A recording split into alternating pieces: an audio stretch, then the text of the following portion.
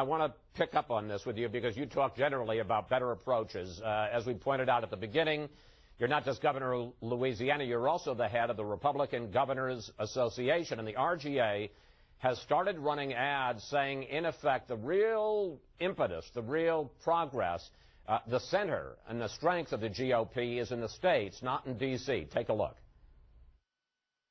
In Washington, they love to talk about things, and very little, if anything, gets done. The hardest part about my job is Washington, D.C., but what I know is I'm not going to let Washington slow us down. America's comeback, without a doubt, is happening here in the states.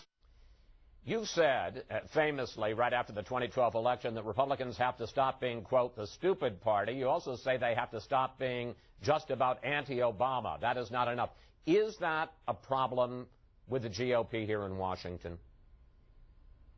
Oh, absolutely. I think you look at the dysfunction in Washington, D.C., I think folks all across the country, Republicans, Independents, Democrats, are frustrated. We as a party can't just be a party of no. The only place you see conservative principles being applied today, state capitals and local government, whether it's school choice, whether it's cutting taxes, taking on public pensions, whether it's lowering the unemployment rate, growing the private sector. Again, here in Louisiana, we were setting records for the number of people working, but you're seeing that in 30 states across the country led by Republican governors, and that's why we need to show voters conservative principles work, and to see them working, you don't need to look any further than our state capitals. Well, you talk about conservative principles working. You have started something called America Next to try to come up with an affirmative, conservative agenda for the nation's problems.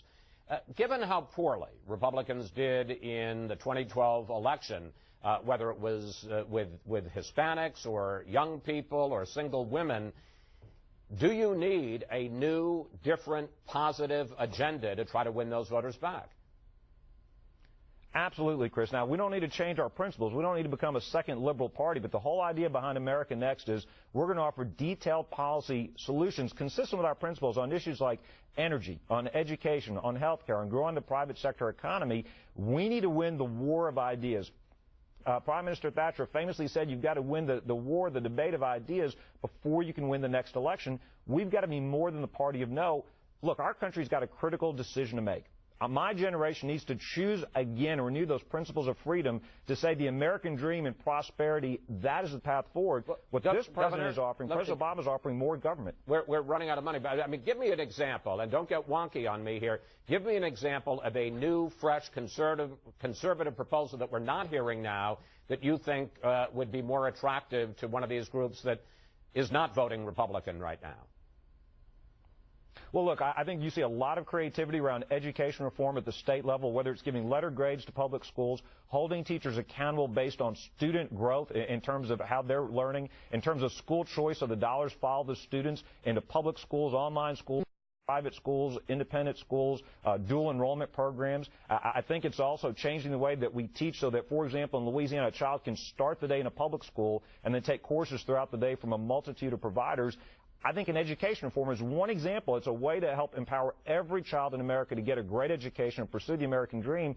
Democrats are so beholden to teachers' unions, they're stuck in a decades-old approach, top-down, one-size-fits-all learning.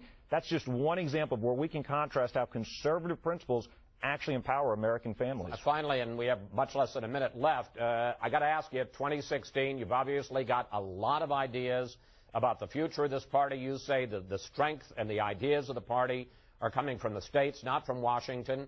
Why wouldn't you run for president in 2016?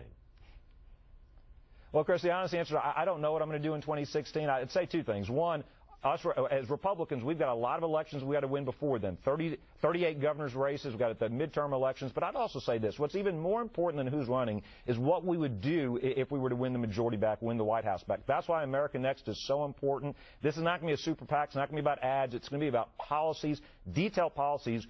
We must stick to our conservative principles, but we can't just be the party of no. Let's offer a constructive alternative about how young people, about how every American can pursue the American dream, how prosperity lies in a growing private sector, not a larger government, not more government programs we can't afford. But you're not ruling it out, are you?